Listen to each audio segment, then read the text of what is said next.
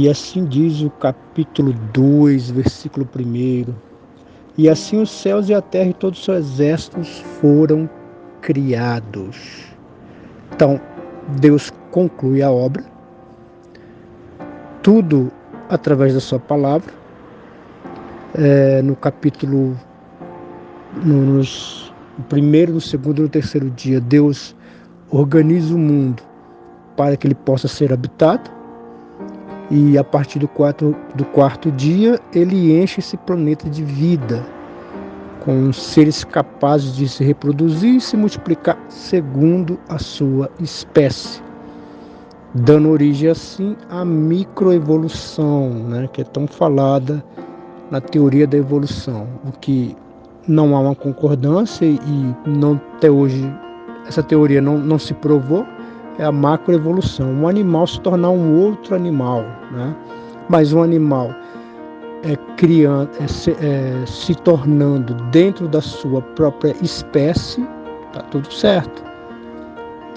E esse mundo ele tem uma variedade de vida magnífica, maravilhosa, encantadora, e Deus termina a sua criação criando o homem, a sua imagem, conforme a sua semelhança.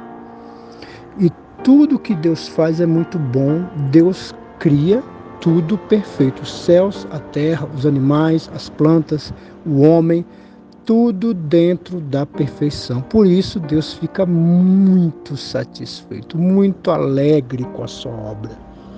E aí você vê que existe um detalhe aqui que ele traz, né, no capítulo 2, versículo 1. Assim os céus e a terra e todo o seu exército foram acabados. Ora, que exército é esse aí? É uma nomenclatura para designar organização, beleza, perfeição.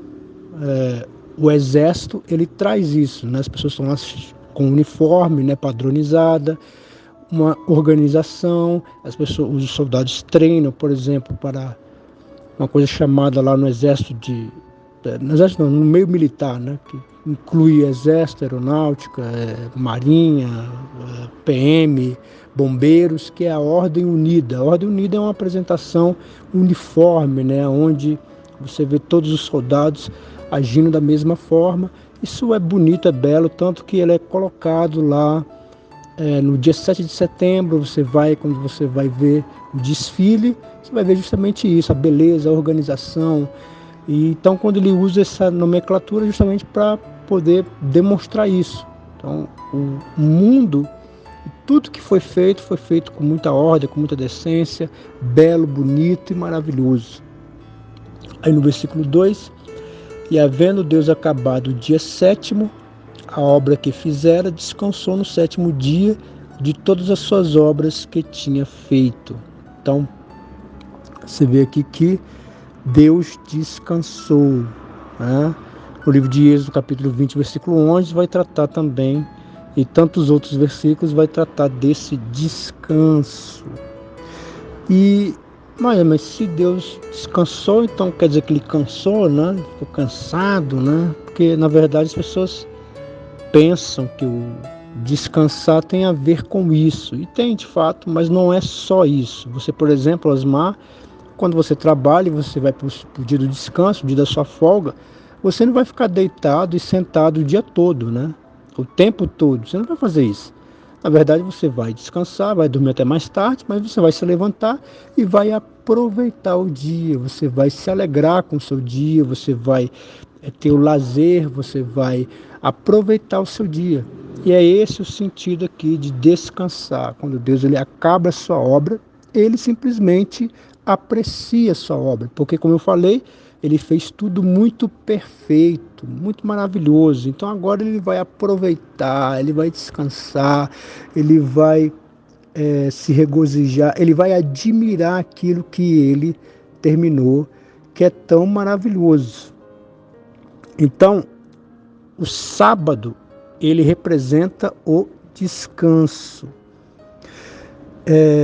Mas ele representa também a ressurreição de Cristo. A ressurreição de Cristo é o momento em que acaba-se a obra e ele recebe o corpo ressurreto, a recompensa pelo seu bom trabalho, né? Então, o sábado ele vai representar a ressurreição de Cristo. É por isso que a gente não guarda sábado hoje, porque o sábado, na verdade, ele se encerra em Cristo.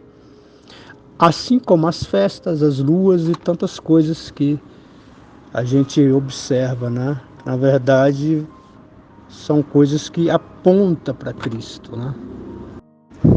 No livro de Hebreus, no capítulo 4, do versículo 9 ao 11, o autor ele vai fazer referência a essa passagem para falar sobre o descanso.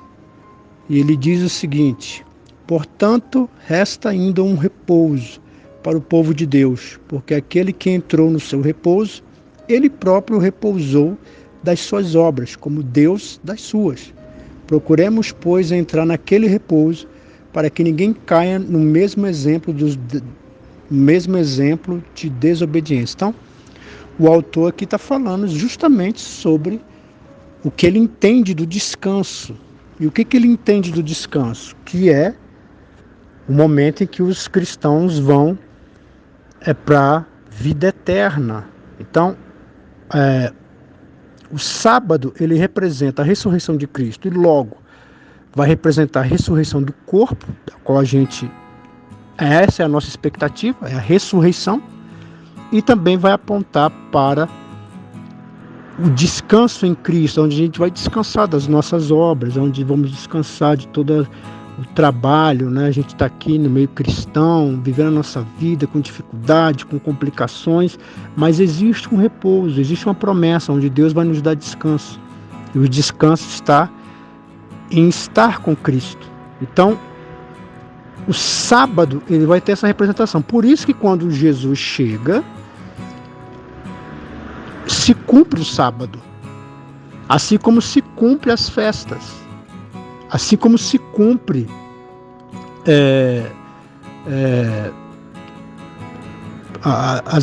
existe as leis morais, que elas são até hoje observadas pela gente, né? Como por exemplo, não matarás, né?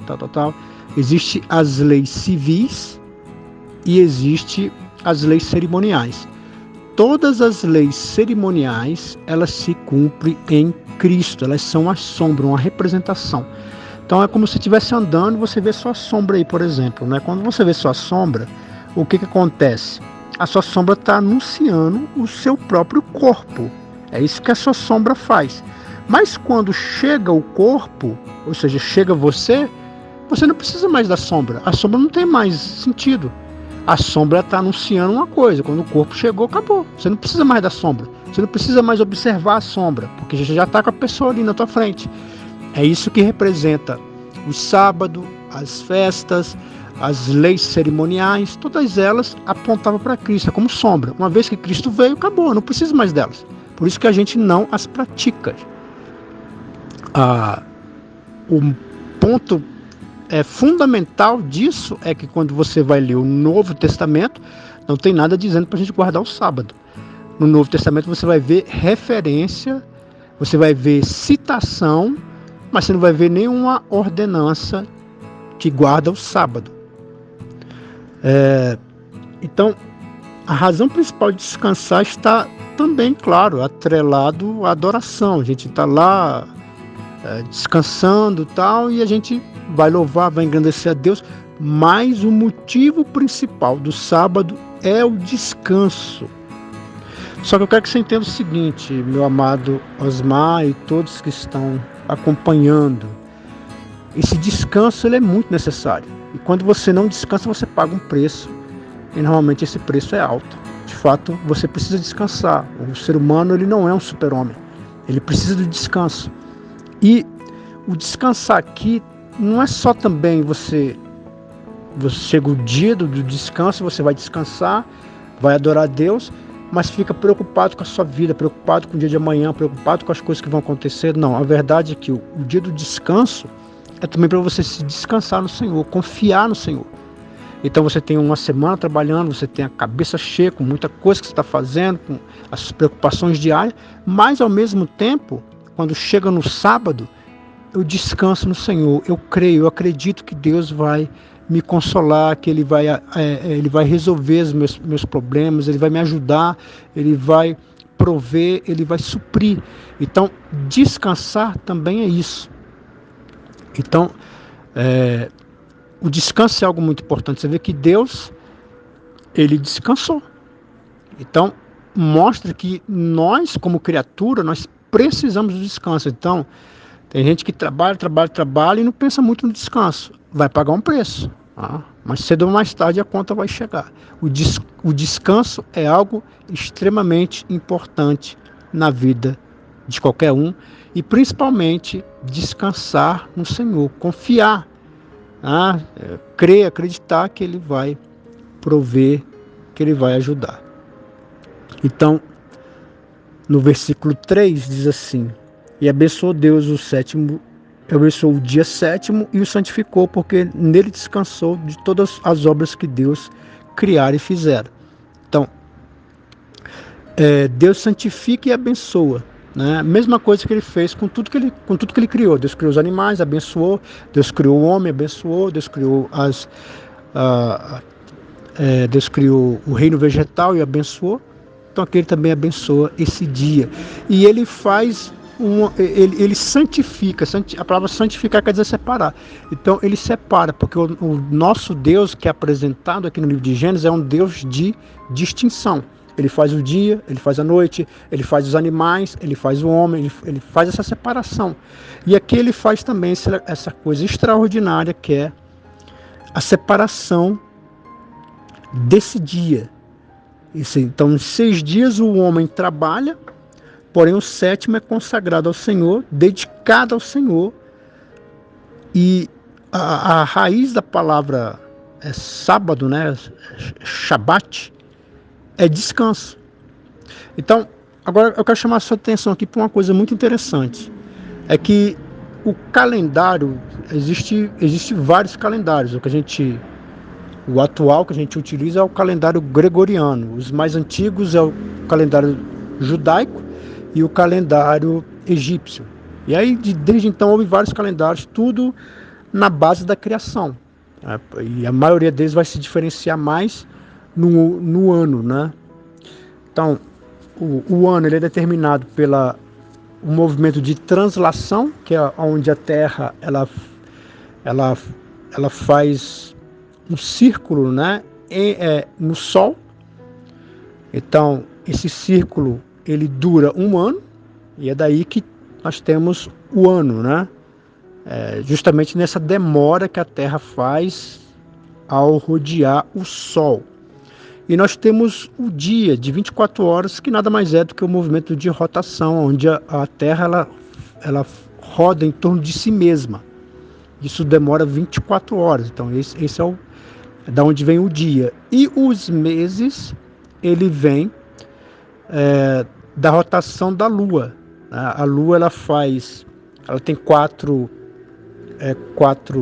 fugiu agora a palavra, certo? Mas é minguante, né, tal, você sabe o que é, né? Então, ela tem, me lembrei, 4 fases, né? E ela termina essas fases em 1 mês. Então, daí que vem os meses. Agora, não tem nada de semana. A semana não tem nada a ver com a criação. Porque aqui Deus deixa claro que Ele é o Senhor da criação. Quem determinou as semanas aqui foi Deus. Então, tudo, inclusive as nações que ficam ao redor, as nações vizinhas, né? Elas todas têm o seu calendário, né? E elas observavam o ano, os meses e o dia. A única nação existente naquela época que observava semanas é só a nação de Israel. Só os judeus faziam isso aí, porque é uma ordenança de Deus. Então Deus, ele deixa claro a obra, né, a criação, ela determinaria o tempo, ano, meses e dia. Porém, o próprio Deus é que determinou as semanas. As semanas é algo exclusivo do judaísmo. Começou lá, né? E aqui ele faz essa distinção. Ele tem os 6 dias, mas ele faz a separação do 7º dia. O 7º dia é diferente, é separado.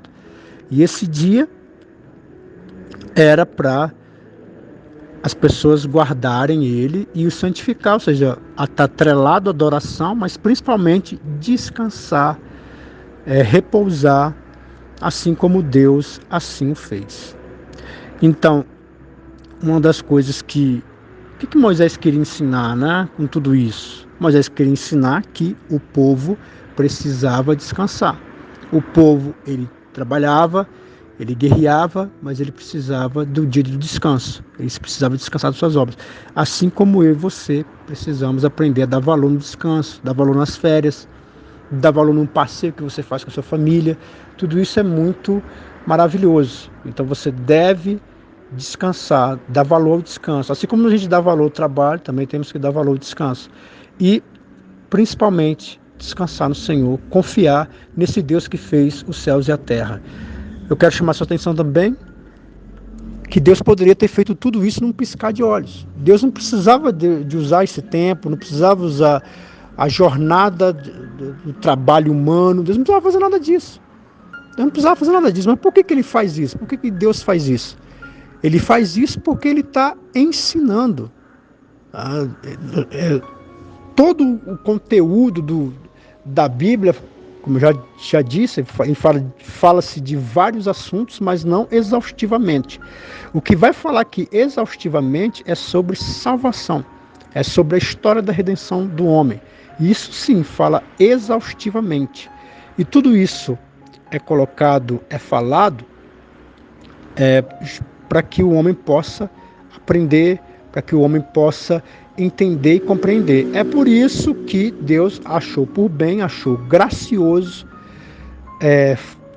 fazer o mundo em etapas, mostrando que a obra perfeita, bonita, maravilhosa, requer tempo, requer cuidado, requer paciência. Então, o que ele está ensinando para o povo, Moisés? Que tudo que é bom, que é belo, precisa de tempo, precisa de paciência. E acho que esse é um ensino também que você deve receber, que eu devo receber, que todos nós devemos entender. É que as coisas, elas requerem tempo. Sabe, a Bíblia fala que aquele que começou a boa obra, ele é fiel e justo para terminar essa boa obra. Então, confia em Deus, confia nessa majestade divina, de que Deus ele sabe o que está fazendo, ele é maravilhoso, ele é longânimo, ele sabe trabalhar na minha história e na tua história. Convido então agora você e todos que estão ouvindo a fazer uma oração. Meu Pai, estamos diante da tua presença. Eu, por exemplo, eu fico maravilhado, ó Deus, de passear aqui pelas Escrituras e perceber o quanto o Senhor é belo, a quanto a criação ela reflete o teu caráter, a tua beleza, a tua santidade.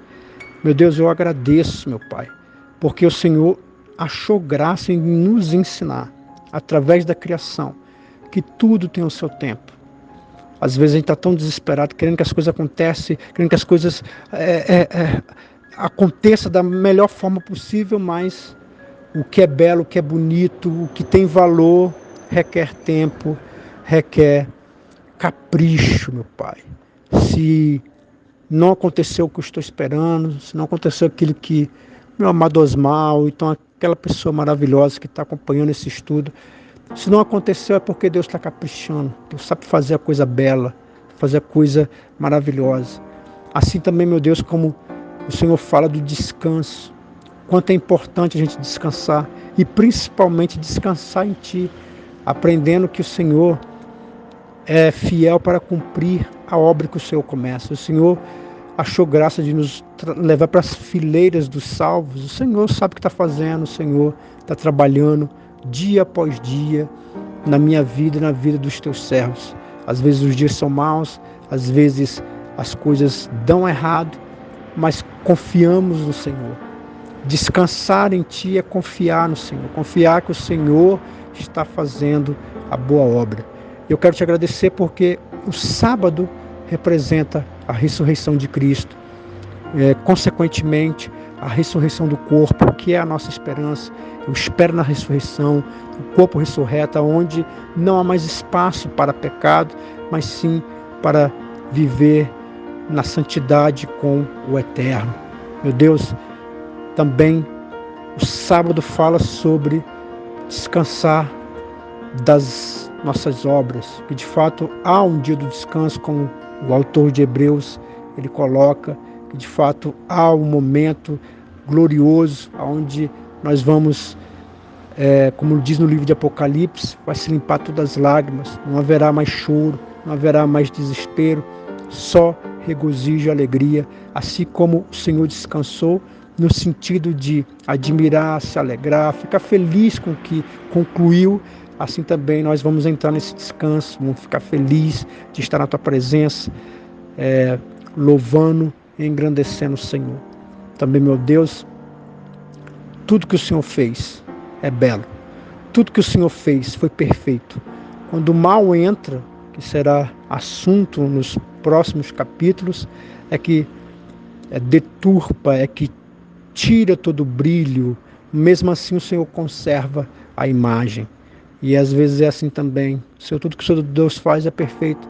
Às vezes a gente quer colocar a nossa mão, quer colocar que a gente quer dar os nossos pitacos, nós queremos, não temos paciência de esperar, já colocamos os pés pelas mãos e atropelamos e não temos paciência. E é sempre assim que a gente acaba muitas vezes desvirtuando o bom caminho. Mas eu quero te pedir por essa pessoa que deixou de confiar em Ti, essa pessoa que se afastou, que o Senhor venha resgatá-la agora, que o Senhor venha, meu Deus, colocar ela de novo na Tua obra, para que ela possa, meu Deus, vivenciar o belo, o magnífico, o maravilhoso, que tem a ver com as obras das Tuas mãos, que tem a ver com o Senhor colocar Suas mãos na minha vida. Eu quero te pedir, meu Deus, por essa pessoa que está orando pela família, orando pela pessoa que está enferma, que está desesperada, que está desesperançada, que o Senhor, meu Deus, venha mostrar as Suas mãos e que ela venha, meu Deus, colocar a vida dela nelas, porque tudo que o Senhor faz é com muita perfeição, é com muito esmero, com muito carinho, e é isso que vale a pena estar nas Tuas mãos. Nos abençoe e nos guarda, é o que eu te peço. Amém.